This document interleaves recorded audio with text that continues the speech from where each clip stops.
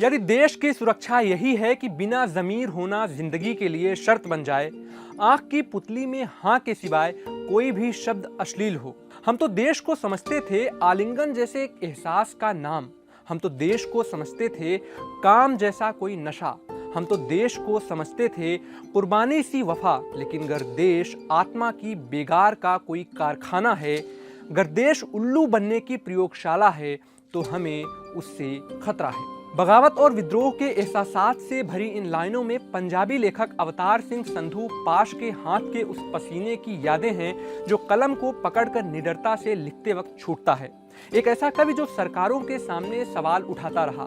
हम एक ऐसे कवि की बात कर रहे हैं जिसने 15 साल की उम्र में पहली कविता लिखी, 19 साल की उम्र में पहली बार जेल गया और 38 साल की उम्र में खालिस्तानी आतंकवादियों ने उसे मौत के घाट उतार दिया।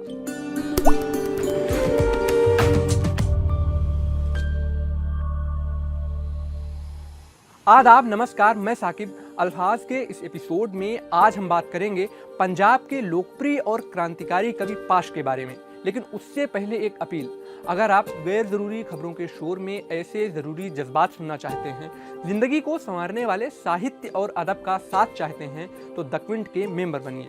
इसके लिए वीडियो के डिस्क्रिप्शन में दिए गए लिंक पर क्लिक करें। मेहनत की लूट सबसे खतरनाक नहीं होती है, पुलिस की मार सबसे खतरनाक नहीं होती है, गद्दारी लोभ की मुट्ठी सबसे खतरनाक नहीं होती है, बैठे बिठाए पकड़े जाना बुरा तो है, सहमी सी चुप में जकड़े जाना बुरा तो है, पर सबसे खतरनाक नहीं होता। कपट के शोर में सही होते हुए भी दब जाना बुरा तो है, किसी जुगनू की लव में पढ़ना बुरा तो है, मुट्ठियां भींचकर बस वक्त निकाल लेना बुरा तो है, सबसे खतरनाक नहीं होता। सबसे खतरनाक होता है मुर्दा शांति से भर जाना, ना होना तड़प का सब सहन कर जाना, घर से निकलना काम पर और काम से लौटकर घर जाना। सबसे खतरनाक होता है हमारे सपनों का मर जाना। 9 सितंबर 1950 को पंजाब के जालंधर में जन्मे पाश अपने दौर में भी साहित्यकारों और आम आवाम के लाडले थे और वो आज भी साहित्य प्रेमियों, क्रांतिकारी किस्म की सोच रखने वाली आवाज़ों, असहमति का दम भरने वालों की यादों में जिंदा हैं। वो कवि आज भी हजारों हजार कलमों दवातों में ऊर्जा भरने का काम कर रहा है। पाश की कविताएं मौजूदा दौर में भी बगावत की जिंदा आवाज़ हैं। मैं घास हूँ, मैं आपके हर किए धरे पर उग आऊंगा। बम फेंक दो चाहे विश्वविद्यालय पर, बना दो हॉस्टल को मलबे का ढेर, सुहागा फिरा दो भले ही हमारी झोपड़ियों पर, मेरा क्या करोगे, मैं तो घास हूं, हर चीज पर उग आऊंगा। क्रांतिकारी विचारों और बागी लहजे में कविताएं कहने की वजह से पाश को कई बार गिरफ्तार किया गया। पहली बार साल 1970 में पाश को कथित नक्सली संबंधों के आरोप में करीब 1 साल की जेल हुई। इसके बाद साल 1972 में पंजाब के छात्र आंदोलन के दौरान, 1974 में अखिल भारतीय रेलवे कर्मचारियों के हड़ताल के दौरान भी उन्हें गिरफ्तार किया गया। पंजाब का वो दौर जब खालिस्तानी आंदोलन अपने सबाब पर था और देश को क्रांतिकारी आवाजों की जरूरत थी। ऐसे वक्त में साहित्य की दुनिया से कलम का एक ऐसा जंगजू निकला जिसने अपनी कविताओं के जरिए मुखालफत की नई धारा शुरू की, जिसका असर आज भी जिंदा है। 1980 के दशक में जब खालिस्तानी आंदोलन का दायरा बढ़ने लगा तो पाश ने खालिस्तानियों के धार्मिक कट्टरपंथी एक्टिविटीज का मुकाबला करने की ठानी और उन्होंने सिख धर्म के गुरबानी ग्रंथ के संदेशों को लेते हुए हाथ से लिखे पोस्टर बनाए। उन्हें पंजाब के एक इलाके तलवंडी सलेम में दीवारों पर चिपकाना शुरू कर दिया। खालिस्तानियों के खिलाफ मोर्चा खोलने के बाद पाश को यह मालूम चल गया कि खालिस्तानी उन्हें किसी भी तरह पकड़ना चाहते हैं, इसलिए वो साल 1986 में अपने परिवार के साथ अमेरिका चले गए। अमेरिका में पहले से ही रह रहे पाश के एक रिश्तेदार ने NT47 फ्रंट नाम से एक खालिस्तानी विरोध आंदोलन शुरू किया। बाद में उनको भारत वापस आना पड़ा और वो तलवंडी सलेम वापस आए। इसके बाद उन्होंने देश से बाहर जाने की कई कोशिशें की और इस कोशिश में उन्हें ब्राजील जाने का मौका मिला। पाश ब्राजील जाने की तैयारी कर रहे थे और 2 दिन के बाद उन्हें निकलना था, लेकिन वक्त का पहिया किसी और दिशा में मुड़ रहा था। 23 मार्च 1988 को जब पूरा हिंदुस्तान स्वतंत्रता सेनानी भगत सिंह की शहादत का गम मना रहा था और इस गम की लकीर थोड़ा और लंबी हो गई। इसी दिन एक खेत में ट्यूबवेल के पास पाश की गोली मारकर हत्या कर दी गई। उन्हें उसी जगह पर गोली मारी गई जहां वो अपने दोस्त हंसराज के साथ टहला करते थे। पाश पर और ज़्यादा जानकारी के लिए हमने बात की जवाहरलाल नेहरू यूनिवर्सिटी के रिटायर्ड हिंदी प्रोफेसर चमन लाल से। वो क्या कहते हैं, सुनिए।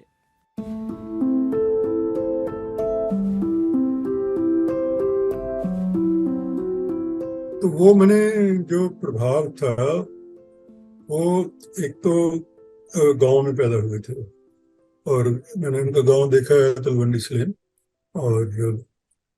और दूसरा, पिताजी उनके सैनिक थे, मेजर रिटायर हुए आर्मी से। वो ज्यादातर बाहर रहते थे, लेकिन पास के गांव के इर्द गिर्द का पूरा एरिया था, तो उसमें काफी ज्यादा रेडिकल आंदोलन चल रहे थे।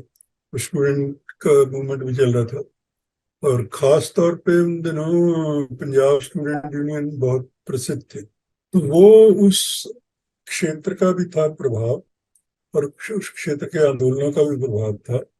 उनके आसपास, गांव के आसपास के काफी गांवों में कुछ ऐसे संगठन भी बने हुए थे। तो वो उन सबसे पास जुड़ के तो धीरे धीरे उनसे इस तरीके से क्रांतिकारी कविता की उनके अंदर प्रस्फुटन हुआ।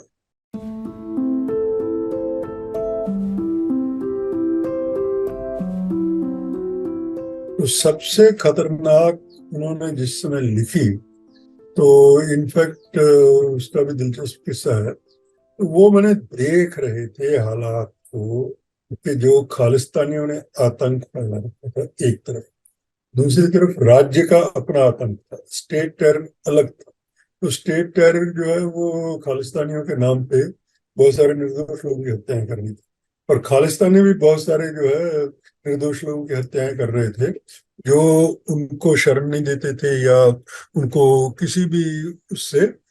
तो दोनों तरफ से निर्दोषों की हत्याएं हो रही थी, और निर्दोषों की हत्याओं के माहौल में चारों तरफ एक कहना चाहिए कि निराशा और डर का, जैसे आजकल के हालात हैं, आजकल के हालात भी मिलते जुलते ही हैं। तो वहाँ उस वक्त भी ऐसे ही हालात थे।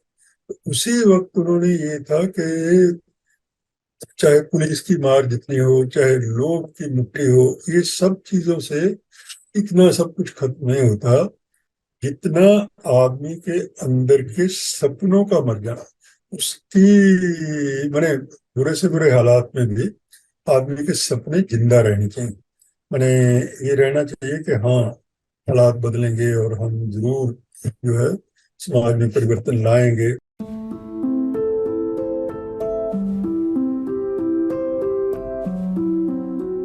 तो उसमें मैंने सवाल जो उसने सुषमा स्वराज ने उठाया, और एक मुझे अफसोस है कि मेरे दोस्त भी थे और वामपंथी भी थे, उन्होंने भी इस बात को, आरएसपी के थे हमारे मित्र, नहीं रहे।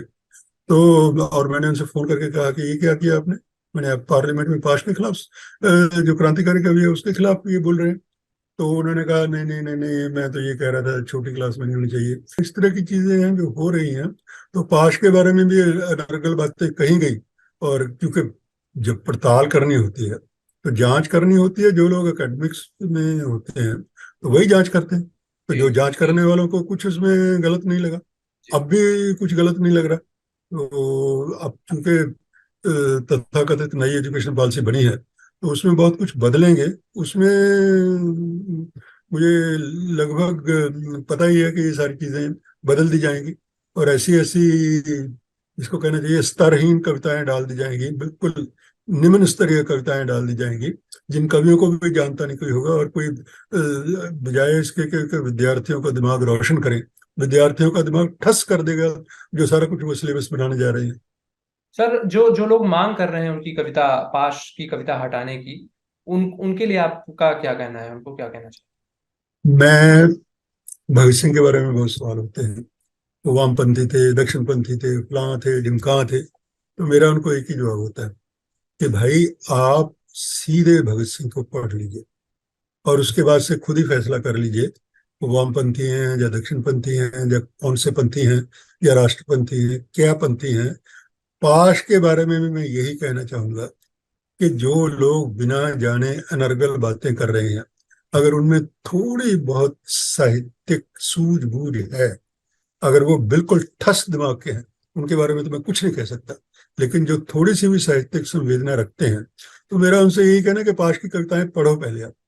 जब आप पढ़ोगे टोटलिटी में पढ़ो, ऐसा नहीं कि एक कविता पढ़ो उसकी दो पंक्तियां निकाल लो और उस दो पंक्तियों को देखो इसमें ये अश्लील बात लिखी हुई है। तो मैं ये समझता हूँ कि ये ठस दिमाग के लोग इसमें पूरे हिंदुस्तान की व्यवस्था में भरे हुए हैं और ये पूरा जनता का दिमाग भी ठस कर देना चाहते हैं ताकि इनका शासन लगातार चलता रहे। मतलब सर आपका ये कहना है कि जो कविता हटाना चाहते हैं वो पहले उसको पढ़ें। यस, और पढ़ें और समझें, थोड़ा दिमाग से भी काम लें। जी। मैंने खाली वो ठस दिमाग से ना पढ़ें, उसको थोड़ी साहित्यिक समझ बूझ भी पैदा करें।